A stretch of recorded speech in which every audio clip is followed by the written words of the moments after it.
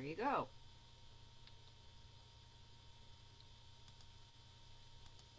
Thanks, Tosh, for the comment on the first Mr. Murakami. So it is a very powerful film. So I'll just to start this off say thank you again to Linda for making this film. And as we were previously mentioning, so powerful, 20 years, and it still affects us. We're still in tears, as so many have said, like Terumi.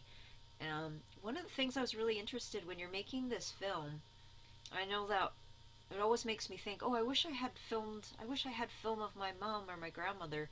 But then when I think back, I always remember them saying, oh, no, no, no, my hair's messy. Oh, no, no, I don't want to talk. Oh, I don't have anything to say. So I never got around and I wasn't as persistent, I guess.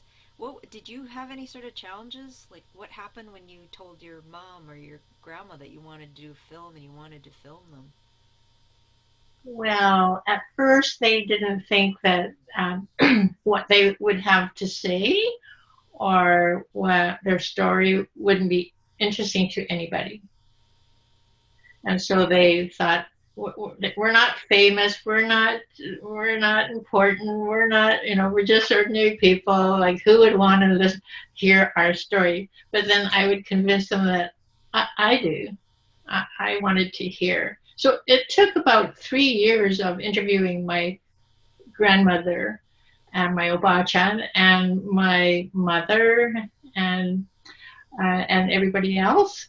And my grandmother was 3 years in total. And every time she got more comfortable and then got deeper and deeper and deeper and forgot that how she looked or how she sounded or whatever. In fact, sometimes she wouldn't stop talking because she lived in a nursing home and she was the only Japanese person there.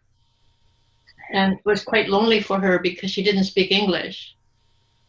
And they didn't have gohan or Japanese food. So I think that a lot of the times she felt lonely. So when we came to speak with her and she was a center of attention and for hours and hours we would be talking and taking pictures. I think it made her happy. It, she she was less lonely. She was glad to have company. So over the 3 years, like once a month or every other month, when I go to Calgary from Vancouver, um, I think she enjoyed it and I enjoyed it. My daughter enjoyed it, and my mother grew to enjoy it. Lovely. So it's interesting. Michiko says powerful film. She's wondering what secrets her own grandparents had because they never talked about anything that happened before the internment. So that's an interesting point. So was that part of, so you did say that you interviewed your mom, your grandmother. So did it take a lot of questions to get them to talk about that period, the internment and before? Well, my generation, the post-war generation, the Sansei, most of us are the Sansei. Um, we owe a great debt. And I'm so grateful to my parents and my grandparents and that generation for not bringing us up, hammering into us, Canada was bad, Canada did this, Canada did that. So we didn't grow up hating being part of Canada. And so they gave us the freedom to just find our own place in this country as Canadians. And that was a huge gift rather than saying, oh, they did this, oh, they did that. And then we got older and we could hear their stories. It was such a shock. And to get them to speak about it, at first they hesitated because it was always a secret. It was always kept silent. But once they started talking about it, the tears came out and it just all the pain and the hurt and the confusion. Like it was just I think it was very therapeutic and healing in a way for my parents and probably my grandma too, to finally say it out loud to somebody who actually wasn't part of that experience. Wow. And it's our, I think, our generation and the next generation's responsibility to take this gift that our grandparents and parents gave us, being free of that maybe hate or anger, uh, by keeping their story alive and understanding what they went through. So not only Japanese Canadians, but other new Canadians don't have to go through that experience again. And not only Canadians, other people in other places. Exactly. So myself, I'm a Yonsei, so fourth generation, and then my mom's side of the family came from Hiroshima in the 1800s, settled in Cumberland on Vancouver Island. But one of the things, and they never talked about it, so I didn't know growing up. I didn't know anything about the internment or what happened. I always kind of wondered why my grandparents lived in the little village of Slocan in the Kootenays. But you know, you love your grandparents, you go visit them, and it was lovely. But one of the things that it was out of context for me when I was little, when I'd visit, my grandfather always said to me, I was born in Canada, I'm a Canadian. Like, always. Not just once, not just twice, he kept saying it. So I remember as a child saying to my mom, why does Grandpa always say he's a Canadian? And she never, and she was a little girl during the tournament, but she never went in, discussed it, other than to say that, well, you know, you're a Canadian, and Grandpa wants to make sure you understand you're a Canadian. And it wasn't until later when I was an adult when I discovered this whole horrid period, the internment, and realized that they were denied. They were denied being Canadian. They denied their rights. Everything was taken away from them. Then it became so clear to me. Is there anything that was, as you were interviewing your mom or your grandma and filming, that you went, oh, that makes sense now? Well, I also wondered why, how my family got to be in the middle of the prairies in a little tiny, not even town, uh, community, and we were like everybody else was not Japanese, and how we ended up there. Um, but I found out when I was in university. Actually, I was quite old, maybe almost 18 years old. So all for the first 18 years of my life, I just thought my hair was a different color, and the neighbor, you know, the farmers next door had another color hair, but we were all like kind of like the same. But when I was 18, I was actually studying for law, and I was doing my thesis on Japanese Canadians and the law and politics in Canada. During my research, I met Tommy Shoyama, who gave me all kinds of information and old newspaper articles, and I was just shocked. Oh, 18 years old. but I'm so And envious. You got when your. I went back and I asked my father and my mother, "Is this true? Is this did this happen to you too, or you know not?" And and then it all came out, and I quit law. Well, and what a educational experience to get it from Tom Shoyama. Thomas Shoyama, just envious. Thomas Shoyama, the right hand man to Tommy Douglas, helped bring about our public health care. Yeah. Yeah, that's one of my regrets. I never got to meet him. So I'll just read out a couple of the comments. Dan saying, Linda, lovely to watch Obachan again. Great to see you.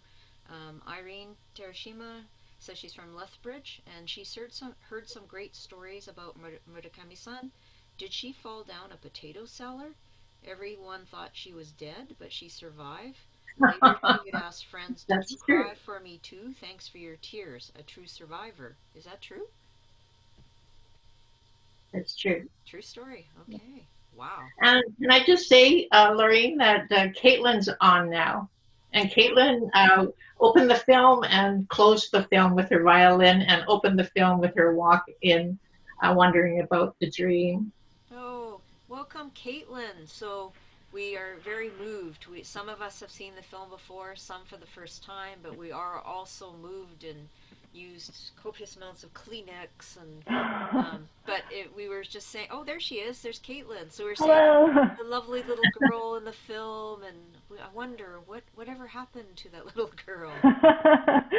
Now I have a little boy of my own, so Oh, wow. yeah, it's been a long time. I'm glad everyone enjoyed the movie. Yes, so powerful. So what was the thing, what was your sort of strongest memory or something that you took away from that filming experience? Uh, it was so much a part of my life for a number of years growing up. The trips to Japan, the trips to Alberta. I was living much of the story that you see on screen, and so it was my whole life then. My mom edited part of the film, or the film in my bedroom. I remember having a curtain over my bunk bed as she worked with, either by herself or with a fellow editor on her computer putting the scenes together. So it's so familiar to me, and has many, many good memories associated with it. Wow, that is amazing. Do you still play violin, by the way? I don't know. Very rusty. Oh, okay. But yeah, it was interesting because yeah, we see you in the different pieces. So was that like your first trip to Japan too, when you're It going? was, yes. The Wow. first trip with my grandmother, my mother, and for myself. Oh, that yeah, that is. We're actually that is your life that we experienced with you. Yes. Oh, very I amazing. wonder, I Oh, wonder if I could ask Caitlin something. terrific. Yes. Go ahead. One of the things that I thought was very touching in the film, when you were walking down some kind of a waterfront, some kind of bridge or whatever, and you said something like, coming to Japan was at once, at the same time, familiar and yet unfamiliar, something to that effect. And, Yes. and I often think of so many people who have shared their first trip to Japan.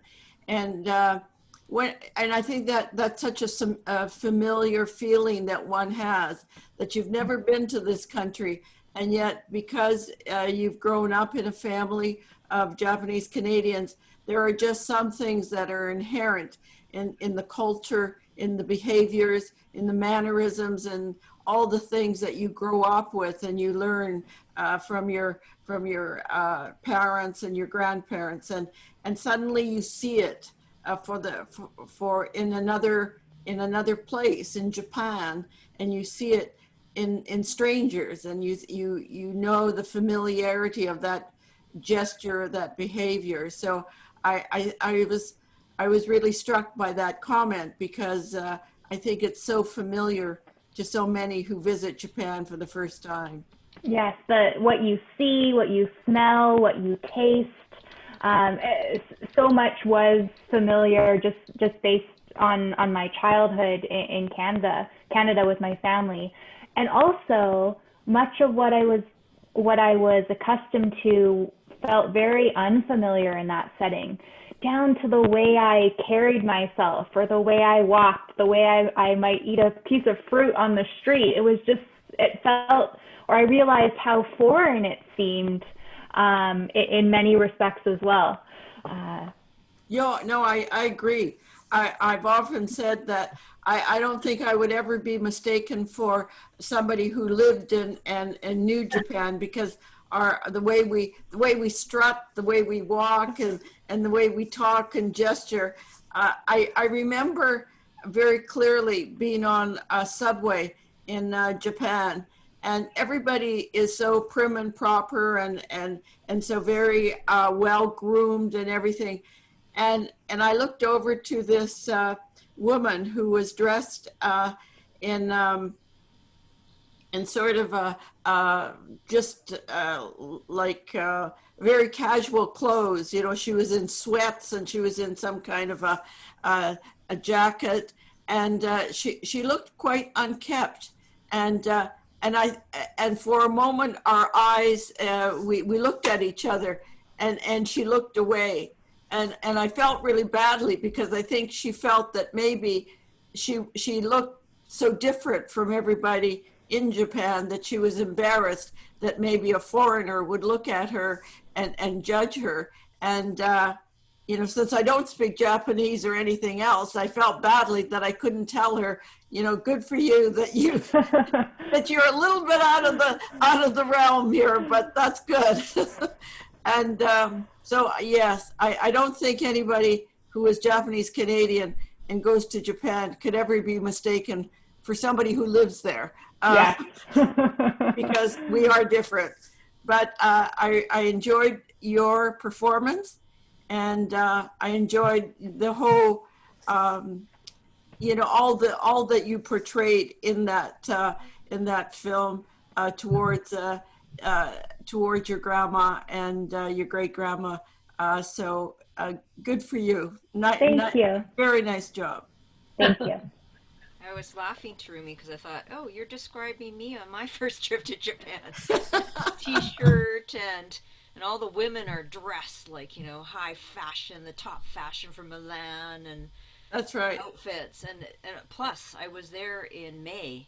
It is so humid, so I'm sweating and I'm messy and my hair's all over, and the women are all sleek and polished, and they are. I definitely felt, but it was funny. I did on the one of the bullet trains or something, I guess I did escape notice for some reason until I did my Canadian. I bumped into someone. I went, oh, sorry. And then they all looked at me and they're staring at this. But she looks like us. What did that come out of her mouth? I think that's it is true though. That is a very common experience. Being in, especially if you're in one of those like train stations and you look around and you have that, people look like me, right? Or like family members. It's something else. Definitely. So I'm encouraging anyone else, some questions. You have an opportunity not only for the filmmaker, but one of the, can we call you actors in the film as well?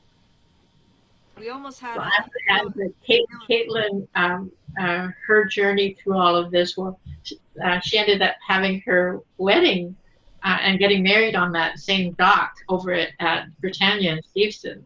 Oh, really? Oh, that's amazing. That would be so beautiful. It was my grandmother was able to come back for the ceremony, and a lot of our family who still lives in Alberta was able to come. It was a nice family reunion, kind of doing a full circle or maybe another round of the circle years later. Michiko, she's half East Indian, so I don't blend in at all in Japan. That's okay. That's like most of my cousins are multi-ethnic, so they're like the dads are like 6'5", you know, blonde, Italian, Canadian. They didn't fit in either, but that's okay. They became part of family. Anyone else have some stories, or do we have any stories that anyone that knows Linda or Caitlin want to share any stories? One of the things about that Britannia shipyards, any of you that found out about this event on Facebook, if you poked at all into that Facebook event, so if you use Facebook events to set the correct time, you put the location. So because I'm based here on BC, I wanted to fit with Pacific time. So I was wondering, what address should I put in here? So if you look it up, I actually put the Britannia Shipyard's address in to get the Pacific time. And the other thing I can relate to, we were talking about the garden. So the garden is still there. I haven't seen it in a couple of years now. And the last time was, Linda, if you want to share, you did that brilliant play, and it focused on the boatyards and that scene where your grandfather is doing the tool with the wood, and that was part of the play. And what was so enthralling was she set the play and we were sitting in the actual boathouse, And Mhm. she had scenes like that, and it was just so, it felt like you were back in time. Do you want to talk a little bit about that play, Linda, that you did? Well, one of the reasons, well, I've been living in Japan quite a bit on the islands, like Onamichi Islands. And then I did some research on my grandfather as well. And I was always really close to Obachan. And so hence the film and all kinds of things that I've done with her and about her. But I never did anything about my grandfather because I didn't really like my grandfather very much because he was just always cranky and grouchy and never played with me and never, he wasn't a lot of fun and always very particular because once when we went for a drive, we were going to the Buddhist church in near Brooks in Rosemary, and his car was always spotless clean. But that's really hard to do on a dusty road in the prairies. But I saw something out the window, and I looked out, and the window was so clean that I thought it was open, and I bumped my head. And he stopped the car in the middle of nowhere, got out and wiped the window smear off, and then looked at me like really like that. So that was my grandfather. And then I discovered something about him that I felt like so I felt very sorry that I thought he was just a cranky old man. I received from University of Victoria um, the transcripts from a hearing after the war where Japanese Canadians were applying to get some of their properties back. And my grandfather actually applied and went to a hearing in Lethbridge. And what he wanted back were his nails and his putty and his tools because he wanted to build boats again. And it wasn't like a big, like, I don't know, thousands and thousands and thousands of dollars. It was like simple things like nails and putty. And as an artist, I was really touched by it, that my grandpa would actually go in front of the hearing and try to recover it, those things. And so that's what I based my play on. In the boathouse that he built, that is now part of the heritage site, I decided to say, sorry, Grandpa, and honor him, honor the artist and the passion that was inside him. And so many of the Issei men were misunderstood because they had to work so hard. And their upbringing in Japan was like men don't smile, men don't cry, men have to be tough and work hard. So that's what they did when they got to Canada, and that's who we got to know as our grandpas. But behind that facade, there were incredible grandpas and men. So that's why I did the play. Oh, it was beautiful, and you had Takeo Yamashiro. He did the Japanese flute playing. So this is all live. Jay Hirabashi was doing the dancing. It was very powerful. Just a wonderful experience. I had the honor to be there. So thank you, Linda. Do you want? Oh, before I forget, Michiko has a question. Did anyone get to drink the sake that was hidden in the boathouse? Caitlin, do you want to answer that? I can't actually recall who. There was no sake. Okay. 30 bottles. The day that the bulldozer came and dug the site, that was like 2 years before Grandma's actually 100th birthday, which the film was sort of focused on at the beginning. But the bulldozer brought up all these sake bottles. So then we knew that my grandma's story was true and my uncle's story was true because sake actually existed. But the cork had disintegrated from the seawater. So all the bottles were full of mud and water. So the bottles were recovered and they're part of the museum now. There were about 30 bottles, and maybe 10 of them survived being broken by the bulldozer. Wow. They didn't know about it, and when I heard that sound of glass breaking, I asked the machine to stop. And then we discovered all these bottles with the necks facing the same direction, and saved most of them. Nice. But there was no sake. No sake. Oh. Derek, Imai, you have a question for Linda? Do you want to unmute yourself and ask Linda? Where am Hi, Derek. Hi, Derek. I? Hi, Linda. First of all, I'd like to congratulate you on such an amazing story. It's the second time I've seen it, and I enjoyed it both times. And I'd like to, I've been recommending friends to see it as well. But since the reunion with the daughter in Japan, Yes. has your family been has your family continued to maintain a relationship with the children and grandchildren? Well,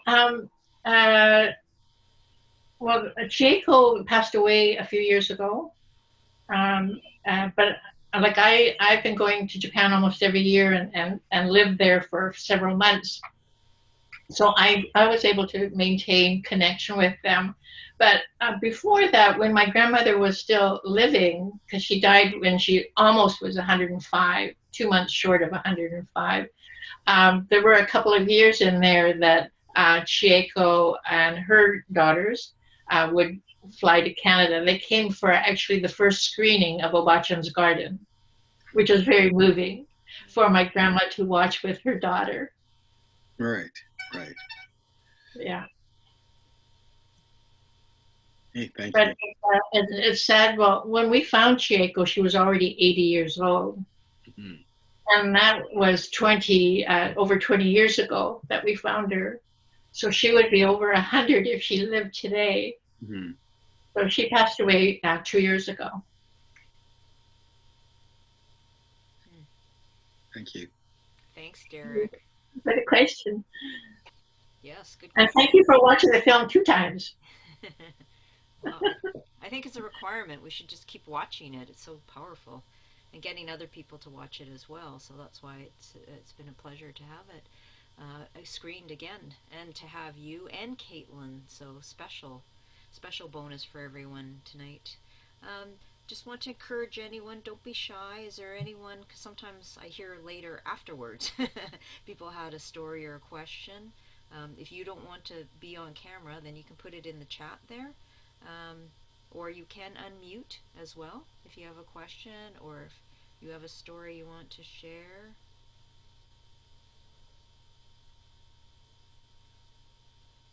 I can't really see the comments. I'll scroll down. I think I caught everyone's, or if I missed you, let me know. There was quite a few thank yous and powerful things. Tosh or Mary Kitagawa say, is your Onamichi, what is your Onamichi, the original Obachan's house? Oh, in Japan. Or Mary, are you still there? Mary Kitagawa? Do you want to... I don't know. Oh, the house in the film. Yes, it was my grandmother's family house. Yes, it doesn't exist anymore. It burned down about 5 years ago. Okay. Oh, hello, Roger. So Roger Kishi is actually from Cumberland, where my maternal grandparents originally in the 1800s until they were interned and then went to Slocan. Roger's here. Kathy has a question. Was this film presented in Japan, theater or TV? Not on theater or TV, but I have screened it at various locations, and I do speak at universities a lot in Japan as well. So often they want to know something about the Japanese Canadians in Canada. So I show them Obachan's Garden, and they are so shocked to hear about the internment, but also to hear about the hardships that Japanese that immigrated how hard it was for them, because people like my grandmother, of course, they didn't write home to their parents or their friends and say, "Oh, life is so hard. Oh, we have no money. Oh, finding food is so difficult."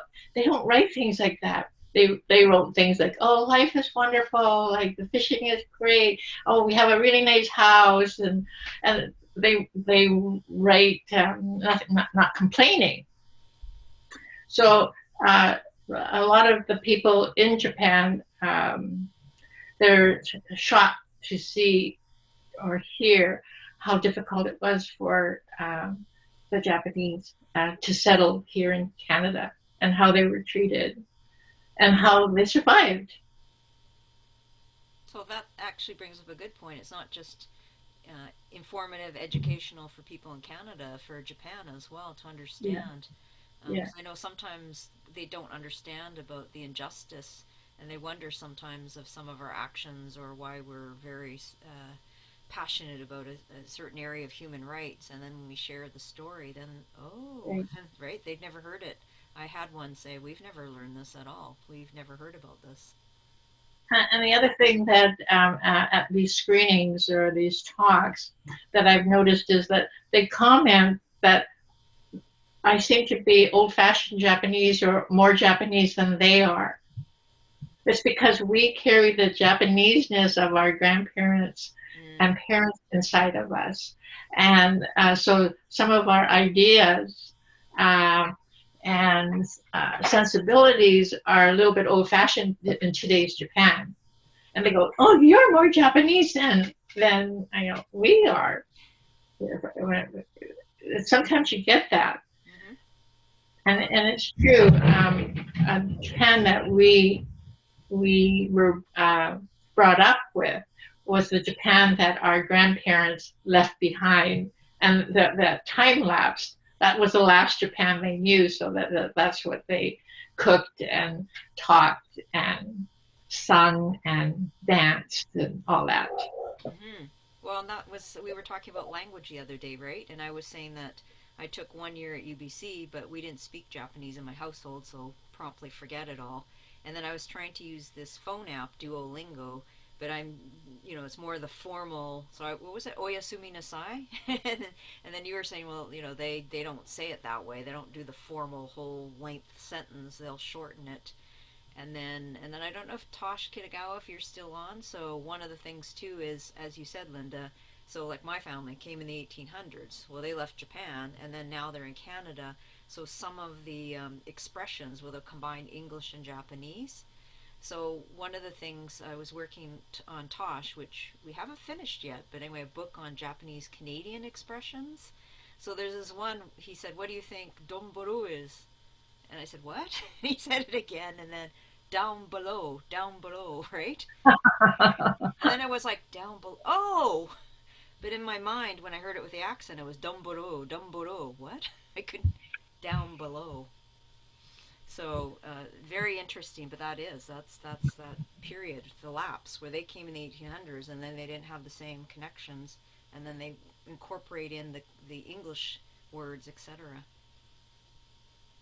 So, can I share a story with you about like how Japanese that immigrated here kind of made life in Canada more beautiful and glamorous than it was for them? Just give me a second. Caitlin, maybe you could talk for something, or somebody else can talk while I just get something. Oh, okay. Looking forward to a prop. So, Caitlin, is there some special souvenir that you kept from the filming? Oh, she might have gone. Oh, you're on mute, Caitlin. Sorry. I don't have any souvenirs with me at our house. Actually, no, there is something that is hanging in our guest bedroom. They're masks that my mom had made related to the film. They don't actually appear in the film, but they're masks of my great grandmother's face, and they're very realistic masks. One mask is a serious face, and the other mask is a smiling face.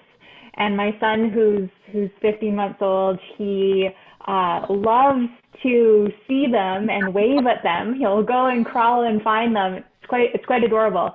So that is something from the filming that we still have shown in the house. Oh, nice. And speaking of the film, Sharon Kawabata says that she still has the National Film Board, the VHS. I have VHS tapes. And I remember watching with my parents. Thank you to all involved. As the sons say, it was one of the first stories I heard. Wow. Okay, can I tell you that story about how the Issei made life here seem like a fairy tale? Because my grandmother went back to Japan. Obachan went back to Japan a few years after my uncle was born, my Uncle George, and he was the firstborn child of Mr. Murakami and my grandmother in Canada. So my grandmother was very proud that she had a boy. So she went back to Onamichi to show off that she wasn't a defective wife or a woman. She could actually give birth to a son, a healthy boy. So on that trip in 1926, I believe, she took gifts for her family. And they were good gifts, really nice gifts, more than she could probably afford. She probably had to work 24 hours a day in the fields and scrubbing floors for people or picking strawberries or doing those to buy these gifts. But she took back a ruby ring for her baby sister, Sueko. And this is the ruby. Oh, beautiful. And okay, so she takes this ring back and other gifts, but this is for her baby sister. When I finished Obachan's Garden, Caitlin and I went on a 23-city tour of Japan showing the film. And in Hiroshima, this lady rushed me in the lobby. And she said, "I'm a relative of yours." And she put this ring in my hand, this little ruby ring. Oh. And I said, "No, thank you. I don't accept jewelry because it's much too expensive. Flowers, yes, and jewelry, no. And it's too precious, and she should keep it." So I walked away. And then she kept saying, I'm family, I'm family. And in Japanese. And then my interpreter said, she, maybe you should speak to her. So I went back and I talked to her. And she said that her mother was Obachan's baby sister. Oh. And Obachan had given her mother this ruby ring. And she brought the ruby ring to the theater in Hiroshima that night and put it in my hand. And she said, "Please take it back to Obachan now." So Caitlin and I came back after that tour and we changed clothes here in Vancouver and then flew directly to Calgary, where my grandmother was in a nursing home, and we visited her. And that night, we got there about 4 o'clock in the afternoon, and around 6 o'clock, everybody went home, like my mother, and Caitlin went home with my mother, and I was there alone with my grandma, because I said that I've been away from her, and I've got so much to tell her from the tour in Japan, that I'm going to sleep with her. Like, I'll sit in this chair and just sleep, put my head on her pillow that night. So that she started singing and she started looking at the newspaper articles, and she was so happy. And then I put this ruby ring in her hand, and she started to have tears, and she said her sister's name. She remembered that ring from 1926 that she bought in some store in Houston. Wow.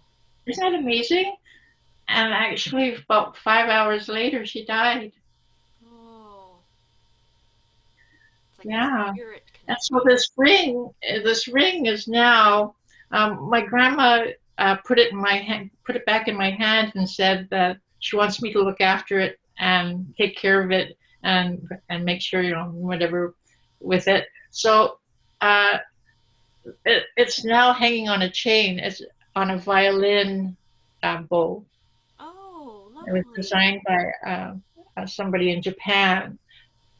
so that it can, because the ring itself was very worn out and would break, and the stone was very loose, and so rather than losing it, it was made onto a violin bow. Actually, and you can see it when you turn sideways. It really is a bow. Yeah, and then there inside the bow is a cherry blossom, a sakura petal. That's beautiful. For Japan. Oh. But that went from Canada to Japan, Japan to Calgary, and here. And I always wear it at all the screenings, and I carry it with me wherever. So when I go back to Japan, like that, this will be in my luggage. Nice. Oh. Well, I actually. So magic does happen. Yes. Oh, very true. Very true. Shelley, she's got a comment here. So our visiting Japanese family would comment that my parents spoke very polite Japanese, and my mother would comment that southern Alberta Japanese was like a time capsule of Japan, since they learned Japanese from their parents. Very true. Very true. Hey, we've got a good representation from Alberta. And there's David Mitsui too, representing Alberta. Great. Lovely. So I don't want to keep anyone longer, but I just want to make sure, did you have a chance? Do you have any other comments you want to share with Linda, or a question? You can unmute yourself, or you can type it in the chat. We did want to give a little bit extra time because we know that some people had a little bit of difficulty and they were going off to the NFB site to see the film. Some very lovely comments. Thank you. I think everyone, it's just been a great session and a lovely evening to share with everyone. But I think that's the thing that's so powerful about your film, Linda, right? It just resonates with everyone, and it's your, of course, family story, but it also resonates in that it brings us memories of our Obachans and like you said about your grandfather even, like, yeah, the men, they were all so stern. Whereas Grandma, I could hug and she'd feed me from her garden, and yeah, so it's more natural. Kathy, oh, here's a good question. Do you have any other projects in the works you wish to share with us? Well, I do like my grandfather's play. I would like to do it again so that more people can watch it. The boathouse was so small that we only could have maybe 30, 40 people per performance, and we were sold out every night. So it would be nice to do it to more, and that's one of my projects. I'm rewriting the play, and I am working on something, but it's this pandemic. With the travel restrictions, because the filming takes place partly in Japan, and so as Canadians or like anybody, it's hard to travel right now. Everybody's staying home and staying safe, and I hope all of you too are staying safe and healthy. And there's the plus side of this having to stay put at home here in Vancouver is that I've got to have time with my family, and which I often miss because half the year I'm over there in Japan working and doing projects, and then spending a small time here.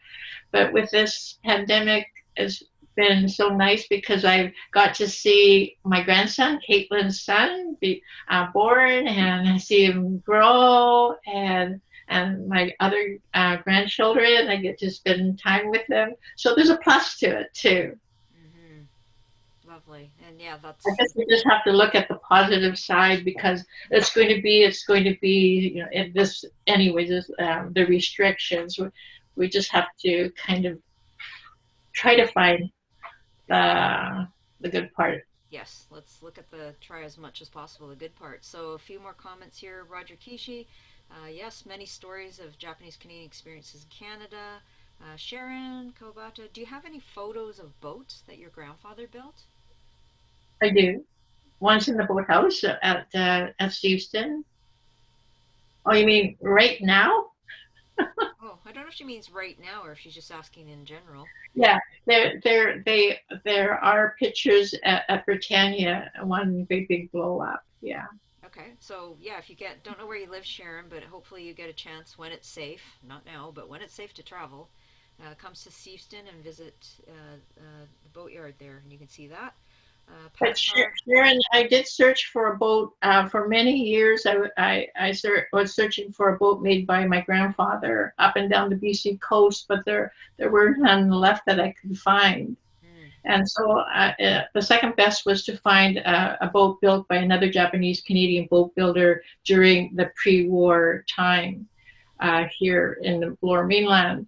So I did find one, Kobayashi.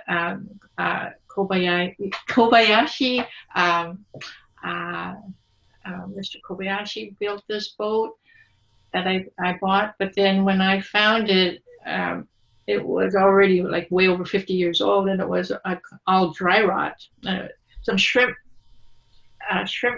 fishermen, they sold it to me, and I was so happy to find a boat finally that was made by a Japanese Canadian boat builder from my grandpa's time, era. So I bought it. It was so jumping up and down joy. And then I took my friend down, who was a carpenter, and he put a screwdriver right through the plank, and it was all dry rot. It took maybe 5 or 6 years to restore the boat, and now I gave up the boat after it was restored because I'm not a fisherman, and it should be used out on the water. But now, surprisingly, it's part of the Maritime Museum in Kitsilano. It's on the docks there. Oh, I didn't know that. Okay. That was a shock that it came back again. Yeah. It's been through about 3 or 4 owners since me. Sharon said that she's got one photo of her grandfather's boat, but it's torn. The other thing, if you don't already know about it, through the University of Victoria, Landscapes of Injustice, they compiled a listing of all the different fishing boats that Japanese Canadians had, and to find out where they're at. And actually, I've been so busy that I need to do the Oikawa side. They used to be Oikawa Island in the Fraser River, and they were fishers and boat builders. So I'm going to tell you, because I haven't done it, we need to look up our family's boats and find out where they are. Pat says, powerful evening discussion. The film, first time. Film's been on my list for a very long time, so more meaningful to watch it with discussion. Michiko, a question. Have you done any DNA ancestry tests since the film? Are you talking to me? Oh, sorry, yes, that's a question to you. Have you done any DNA? I haven't done DNA testing. One of my daughters, my oldest daughter, has. But to me, DNA, my DNA, well, whether I know exactly like who's who and who's what, it doesn't really matter. Like I've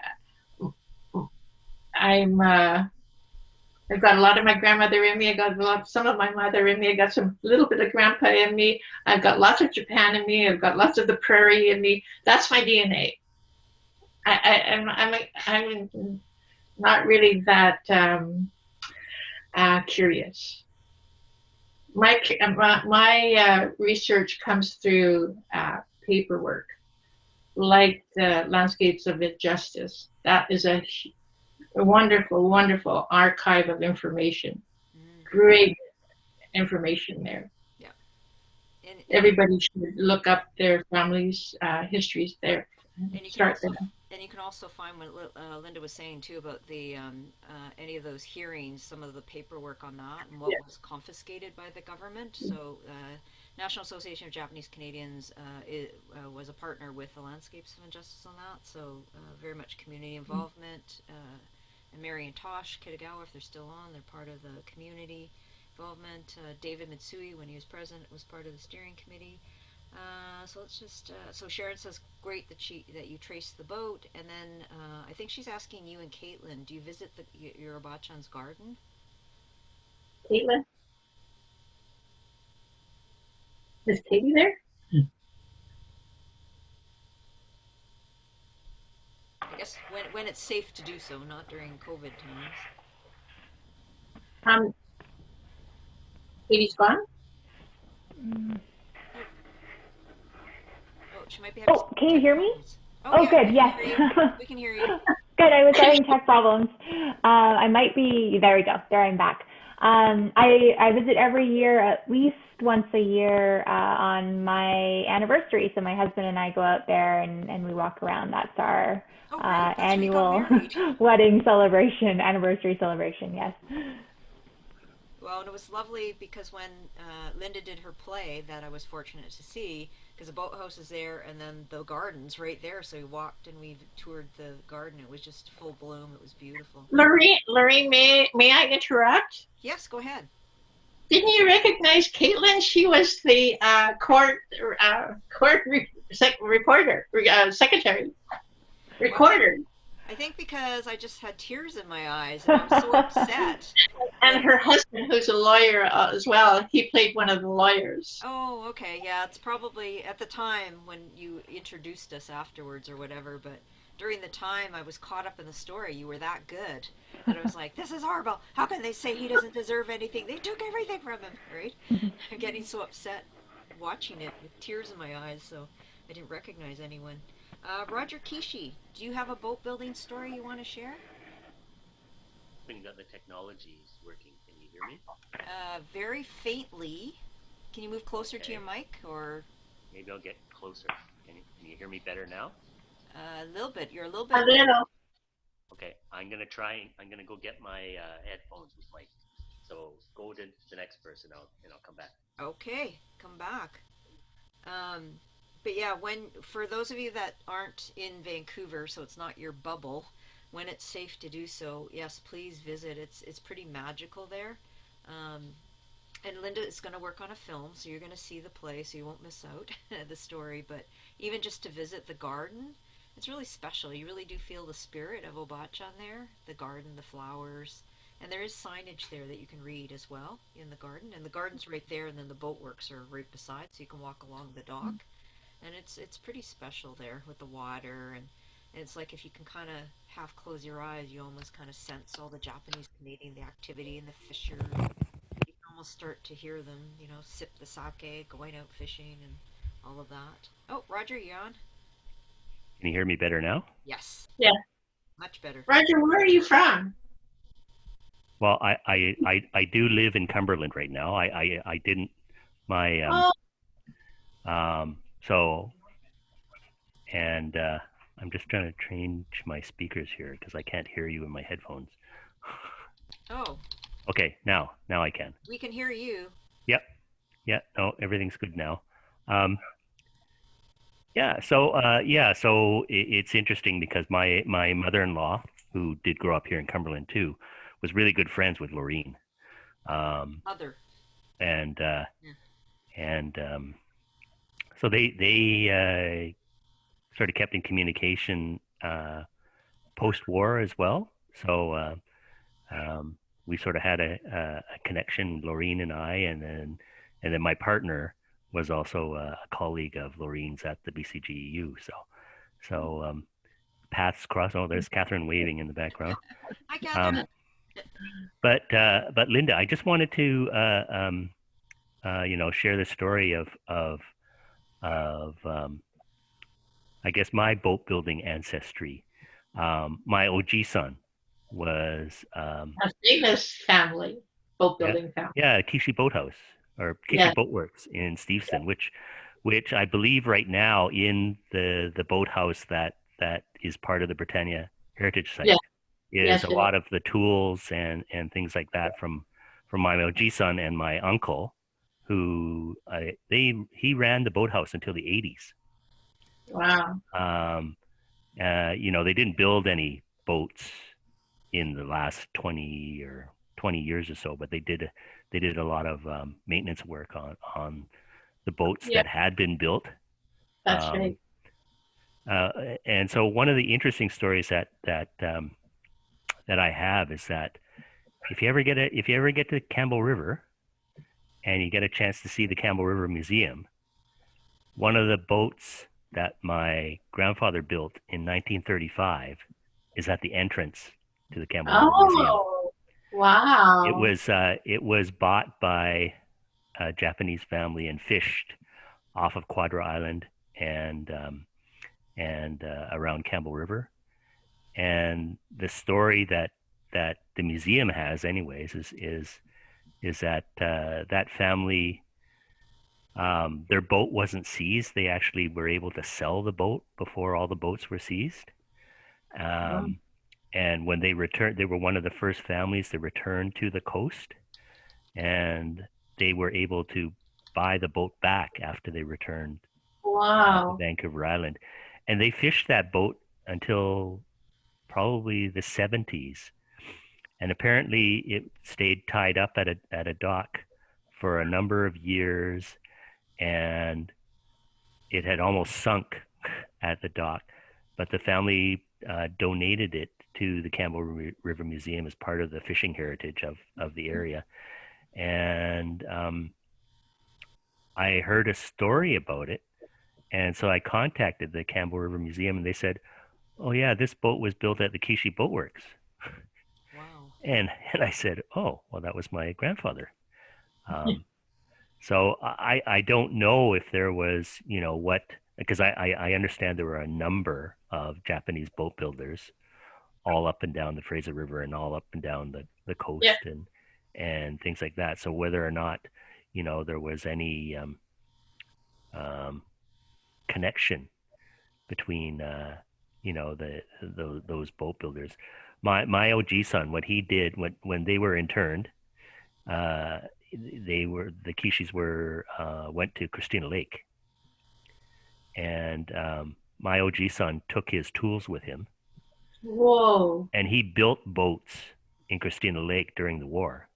Wow! And the story that I've heard is that during the war he actually built 2 boats and sold them and shipped them back down to the coast.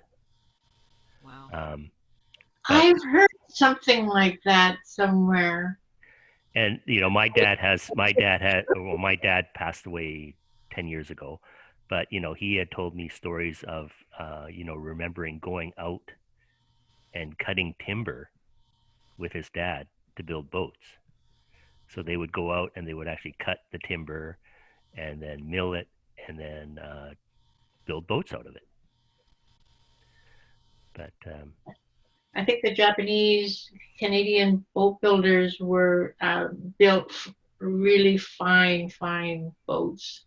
Like the workmanship and also the way they ran was kind of like way up there, high and well respected. So that the 2 boats were ordered by Lower Mainland fishermen during the wartime from your grandfather that was interned inland, that it's totally believable because they probably wanted to have a really well built boat. Mm-hmm. So that's because they're legends of these boat builders. Yeah. And and and like I put in the chat before, it's like there's so many different stories of the experience of Japanese Canadians, and even of how people got here, and I'm still looking forward to the day that I go to Japan. I was supposed to go this year, but of course there's no traveling this year. But we'll see what happens next year. But my cousins have been there, and they've met some of the ancestors that are still in Japan, and hopefully I'm going to be able to make some of those connections as well. But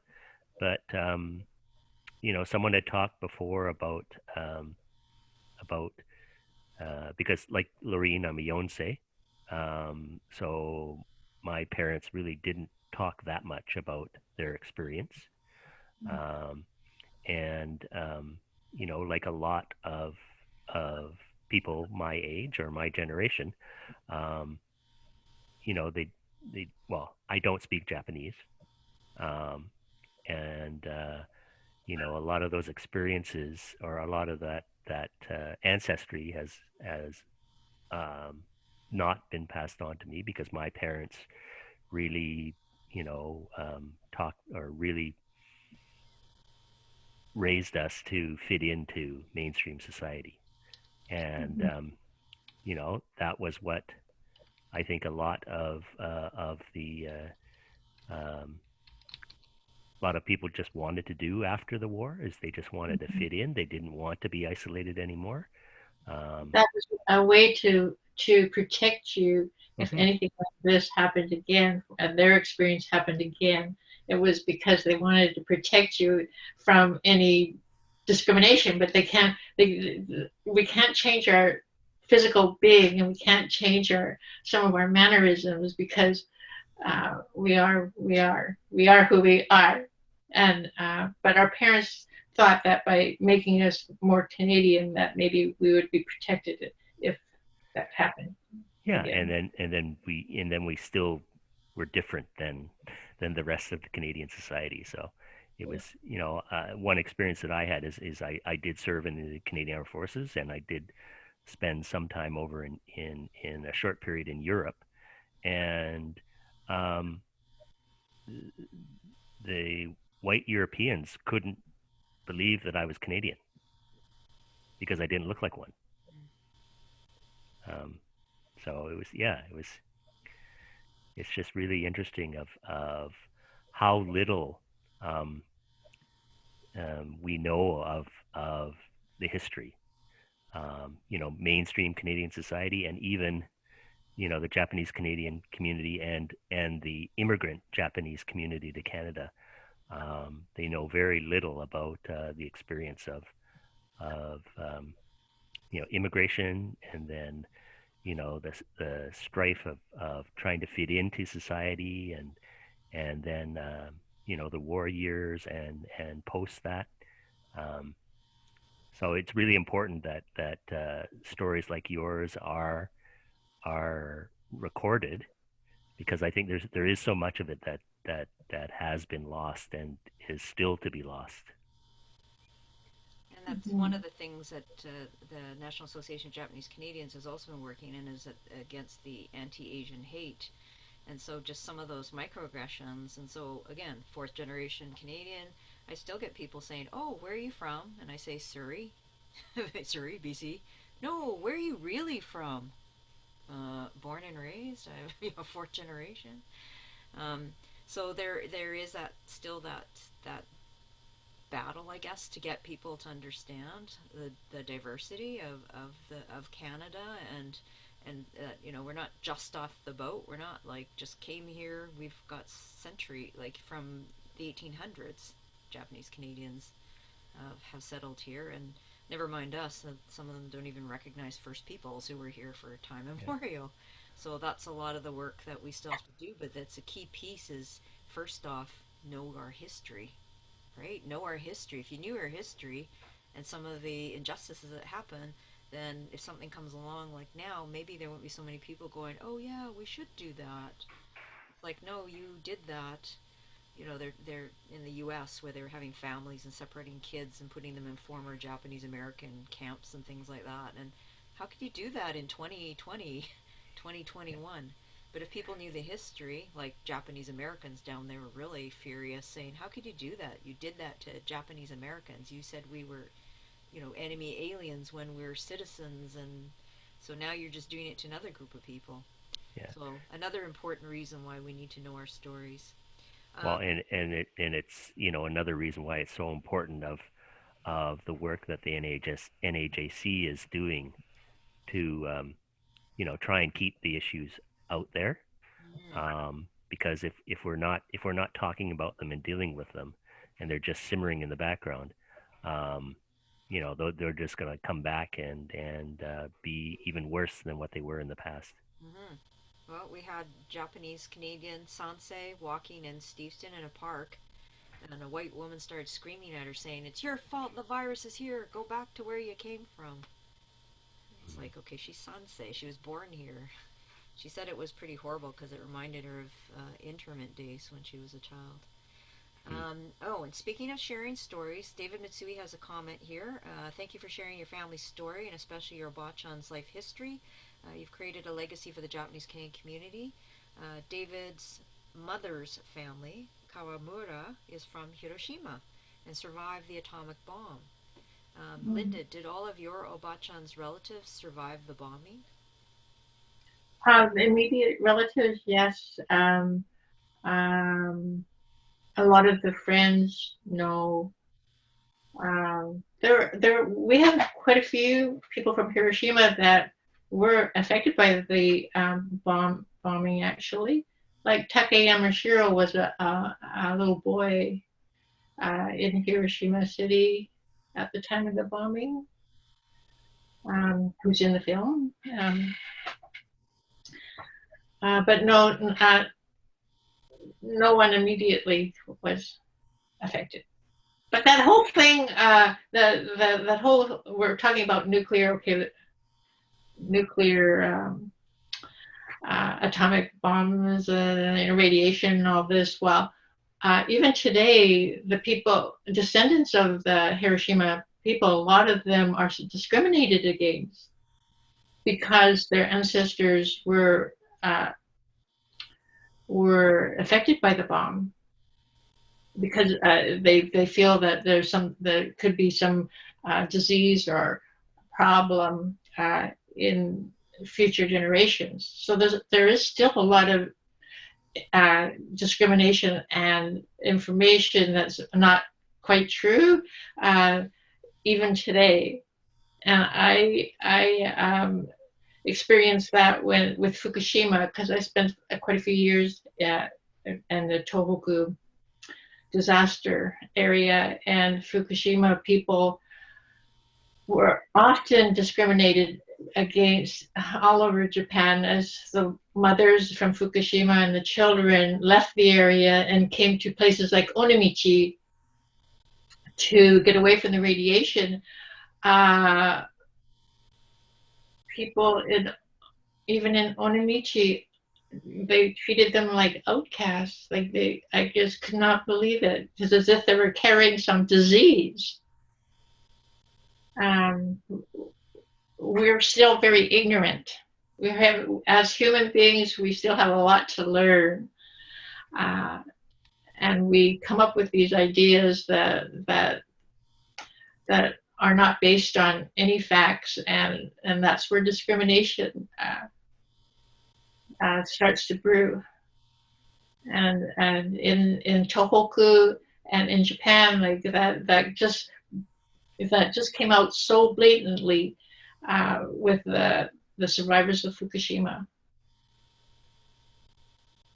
Yes. This has been a lovely conversation. I want to share one slide just to let you know. Where's my share screen? It is, whoops, just some links.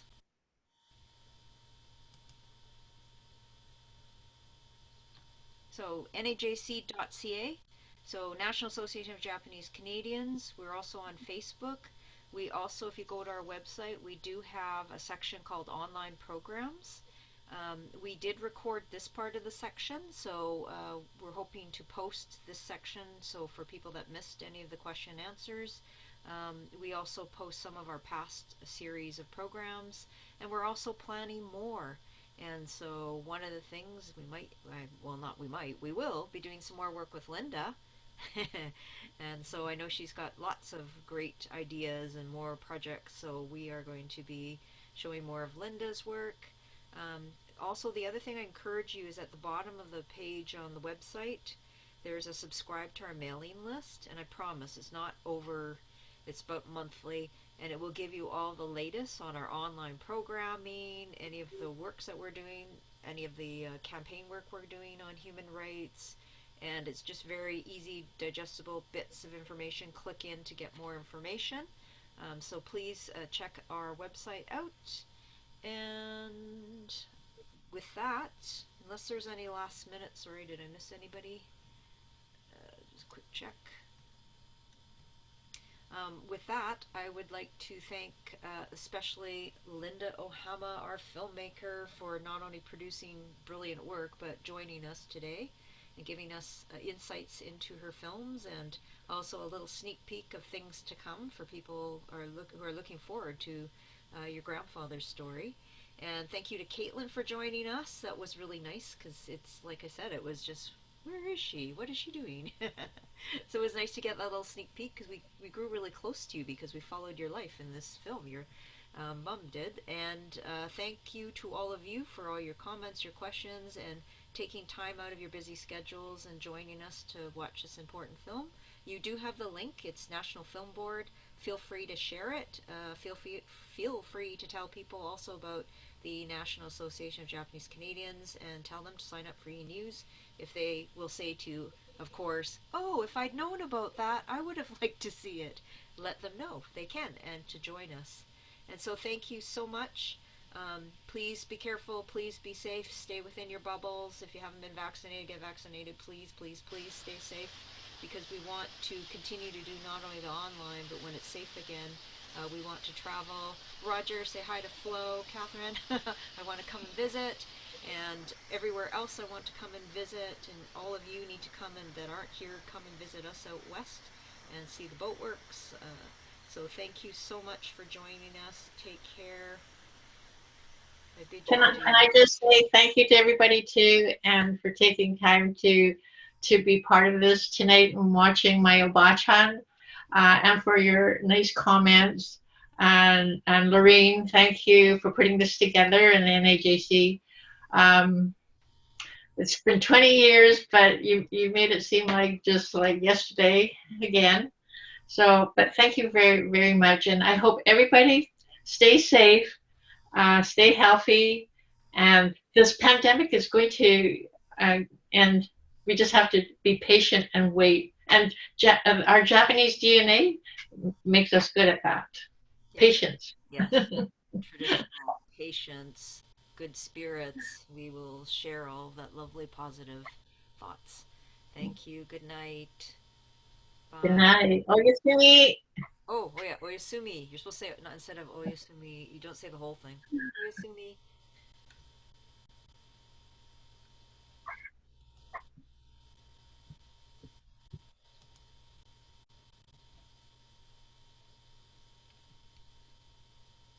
Oh, and so some more thank yous in the chats there, Linda. I don't know if you saw them all. Thank you. Great movie. Mom from Fujimoto didn't join the call. Was going to watch the film later from Kristen Perry. Thank you, everyone, for all your comments in the chat, too. How do I see these chats? You can always